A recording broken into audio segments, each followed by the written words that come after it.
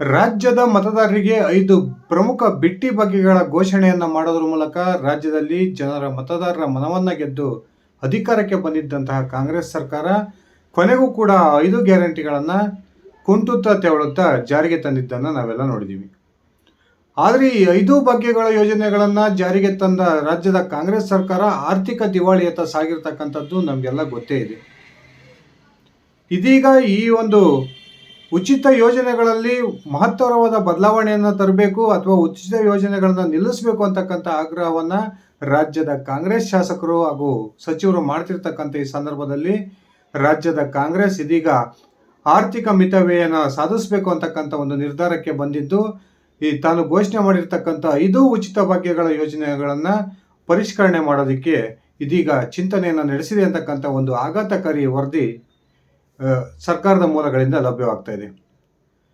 ಈಗ ರಾಜ್ಯದ ಕಾಂಗ್ರೆಸ್ ಸರ್ಕಾರ ಮತದಾರರಿಗೆ ಕೊಟ್ಟಿರ್ತಕ್ಕಂಥ 5 ಪ್ರಮುಖ ಗ್ಯಾರಂಟಿಗಳಲ್ಲಿ ಅತ್ಯಂತ ಪ್ರಮುಖವಾಗಿ ಗೃಹಲಕ್ಷ್ಮಿ ಯೋಜನೆ ಹಣ ಸರಿಯಾಗಿ ಬರ್ತಾ ಇಲ್ಲ ಅಂತಕ್ಕಂಥ ಆಪಾದನೆಗಳು ಈಗಾಗಲೇ ಮಹಿಳಾ ಒಂದು ಫಲಾನುಭವಿಗಳಿಂದ ವ್ಯಕ್ತವಾಗ್ತಾ ಇದೆ.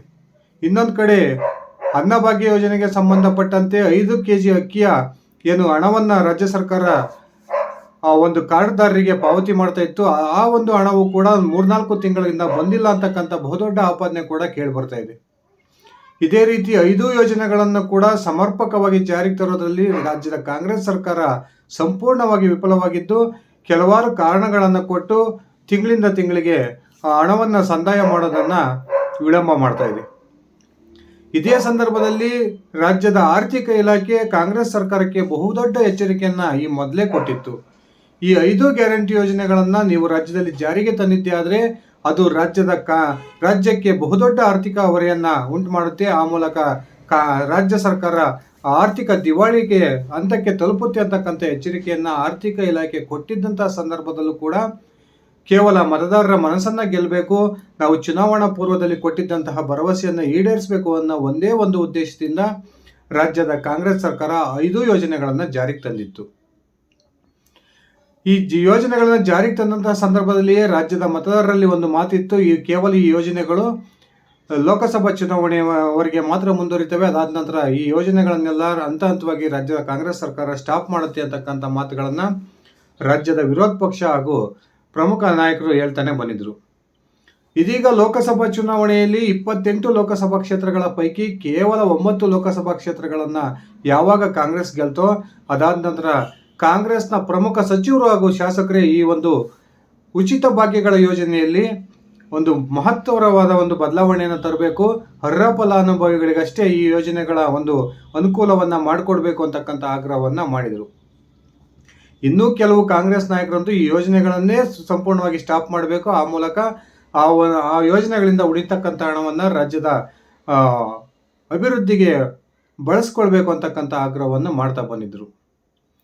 ಇದೀಗ ರಾಜ್ಯದ ಕಾಂಗ್ರೆಸ್ ಸರ್ಕಾರ ಅನ್ನಭಾಗ್ಯ ಯೋಜನೆಗೆ ಸಂಬಂಧಪಟ್ಟಂತೆ ಮಹತ್ವದ ನಿರ್ಧಾರಕ್ಕೆ ಬಂದಿದ್ದು, ನಿಜಕ್ಕೂ ಕೂಡ ರಾಜ್ಯದ ಮತದಾರರಿಗೆ ಬಹುದೊಡ್ಡ ಶಾಕನ್ನು ಕೊಟ್ಟಿದೆ ಅಂತಕ್ಕಂಥ ಮಾತುಗಳು ಕೇಳಿ ಬರ್ತಾ ಇದ್ದಾವೆ. ಬನ್ನಿ ಸ್ನೇಹಿತರೆ, ಅನ್ನಭಾಗ್ಯ ಯೋಜನೆಗೆ ಸಂಬಂಧಪಟ್ಟಂತೆ ರಾಜ್ಯ ಸರ್ಕಾರ ತೆಗೆದುಕೊಂಡಿರ್ತಕ್ಕಂಥ ಆ ಮಹತ್ವದ ತೀರ್ಮಾನ ಆದರೂ ಏನು, ನಿಜಕ್ಕೂ ಕೂಡ ರಾಜ್ಯದ ಮತದಾರರಿಗೆ ಯಾವ ರೀತಿಯ ಶಾಕನ್ನು ಕೊಡೋದಕ್ಕೆ ರಾಜ್ಯ ಸರ್ಕಾರ ತಯಾರಿಯನ್ನು ಮಾಡ್ಕೊಳ್ತಾ ಇದೆ ಅನ್ನೋದನ್ನು ತಿಳ್ಕೊಂಡು ಬರೋಣ. ಅದಕ್ಕಿಂತ ಮುಂಚೆ ನೀವಿನ್ನು ನನ್ನ ಇಟ್ಗೆ ಹೇಮಂತ್ ಯೂಟ್ಯೂಬ್ ಚಾನಲ್ಗೆ ಸಬ್ಸ್ಕ್ರೈಬ್ ಮಾಡ್ಕೊಂಡಿಲ್ಲ ಅಂದರೆ ದಯವಿಟ್ಟು ಸಬ್ಸ್ಕ್ರೈಬ್ ಮಾಡಿಕೊಂಡು ಬೆಲ್ ಬಟನ್ನ ಕ್ಲಿಕ್ ಮಾಡಿ. ನಾನು ಕೊಡ್ತಕ್ಕಂಥ ಮಾಹಿತಿ ನಿಮಗೆ ಇಷ್ಟ ಆಗಿದ್ದರೆ ಈ ವಿಡಿಯೋಗೆ ಲೈಕ್ ಮಾಡಿ, ಶೇರ್ ಮಾಡಿ, ಕಮೆಂಟ್ ಮಾಡಿ.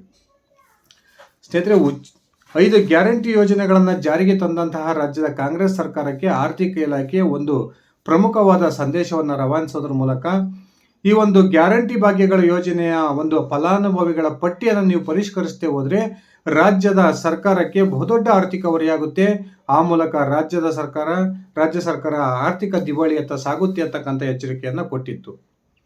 ಇದೀಗ ಆರ್ಥಿಕ ಇಲಾಖೆ ಹೇಳಿದಂತಹ ಮಾತಿನ ಬಿಸಿ ರಾಜ್ಯ ಸರ್ಕಾರದ, ಅದರಲ್ಲೂ ಕೂಡ ಮುಖ್ಯಮಂತ್ರಿ ಸಿದ್ದರಾಮಯ್ಯನವರಿಗೆ ಮುಟ್ಟಿದಂತೆ ಕಂಡು ಬರ್ತಾ ಇದೆ.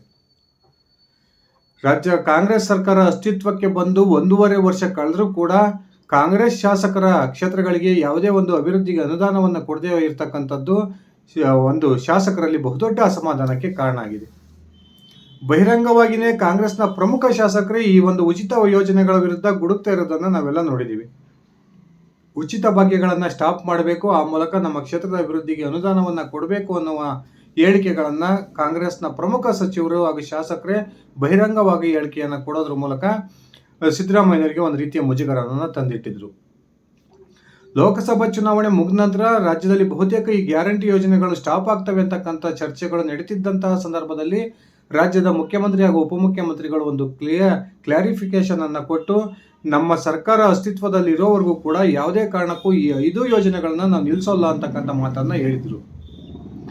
ಆದರೆ ಇದೀಗ ಅನ್ನಭಾಗ್ಯ ಯೋಜನೆಗೆ ಸಂಬಂಧಪಟ್ಟಂತೆ ಏನು ಒಂದು ಯೂನಿಟ್ಗೆ ಪ್ರತಿ ಕೆಜಿಗೆ 34 ರೂಪಾಯಿದಂಗೆ 1 ಯೂನಿಟ್ಗೆ 170 ರೂಪಾಯಿ ಹಣವನ್ನ ಅಕ್ಕಿಯ ಬದಲು ಆ ಕಾರ್ಡ್ದಾರರ ಒಂದು ಖಾತೆಗೆ ರಾಜ್ಯ ಸರ್ಕಾರ ಜಮಾ ಮಾಡ್ತಾ ಇತ್ತು. ಈಗ ಆ ಒಂದು ಹಣದ ಜಮಾವಣೆಯನ್ನ ಸ್ಟಾಪ್ ಮಾಡಬೇಕು ಅಂತಕ್ಕಂಥ ನಿರ್ಧಾರಕ್ಕೆ ರಾಜ್ಯ ಸರ್ಕಾರ ಬಂದಿದೆ ಎನ್ನುವ ಮಾತುಗಳು ಕೇಳಿ ಬರ್ತಾ ಇದ್ದಾವೆ.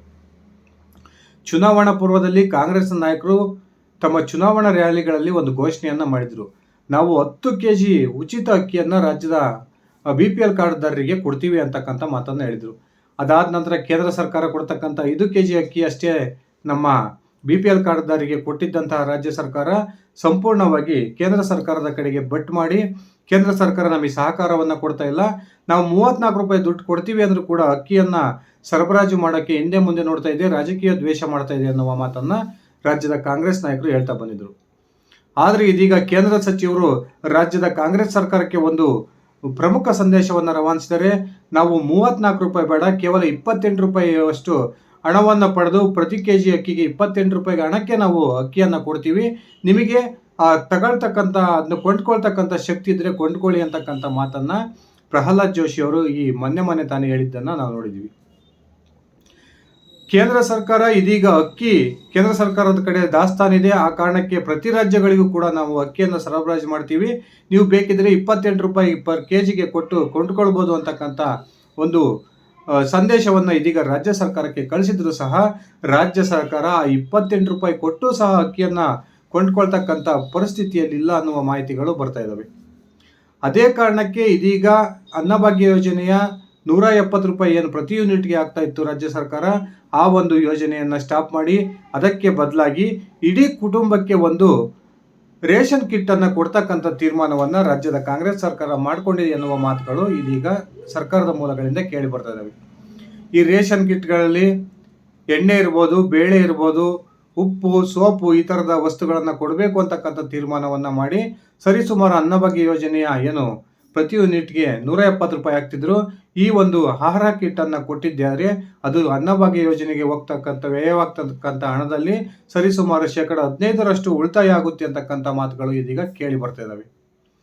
ಆರ್ಥಿಕ ಮಿತವ್ಯಯವನ್ನು ಸಾಧಿಸಬೇಕು ಅನ್ನೋ ಕಾರಣಕ್ಕೆ ರಾಜ್ಯದ ಕಾಂಗ್ರೆಸ್ ಸರ್ಕಾರ ಇದೀಗ ಅನ್ನಭಾಗ್ಯದ 170 ರೂಪಾಯಿಗಳ ಏನು ಖಾತೆಗೆ ಜಮಾವಣೆ ಮಾಡ್ತಕ್ಕಂಥ ಒಂದು ಯೋಜನೆಗೆ ಫುಲ್ ಸ್ಟಾಪ್ ಆಗ್ತಕ್ಕಂಥ ತೀರ್ಮಾನಕ್ಕೆ ಬಂದಿದ್ದು, ಕುಟುಂಬಕ್ಕೆ ಒಂದರಂತೆ ಅಷ್ಟೇ, ಯೂನಿಟಿಗಲ್ಲ, ಕುಟುಂಬಕ್ಕೆ ಒಂದು ಆಹಾರ ಕಿಟ್ಟನ್ನು, ಫುಡ್ ಕಿಟ್ಟನ್ನು ಕೊಡ್ತಕ್ಕಂಥ ತಯಾರಿಯನ್ನು ಮಾಡ್ಕೊಳ್ತಾ ಇದೆ ಎನ್ನುವ ಮಾಹಿತಿಗಳು ಕೂಡ ಲಭ್ಯವಾಗ್ತಿದ್ದು, ರಾಜ್ಯದ BPL ಕಾರ್ಡ್ದಾರರಿಗೆ ಬಹುದೊಡ್ಡ ಆಘಾತವನ್ನು ರಾಜ್ಯದ ಕಾಂಗ್ರೆಸ್ ಸರ್ಕಾರ ತಂದಿಟ್ಟಿದೆ ಎನ್ನುವ ಮಾತುಗಳು ಕೇಳಿ ಬರ್ತಾ ಇದ್ದಾವೆ.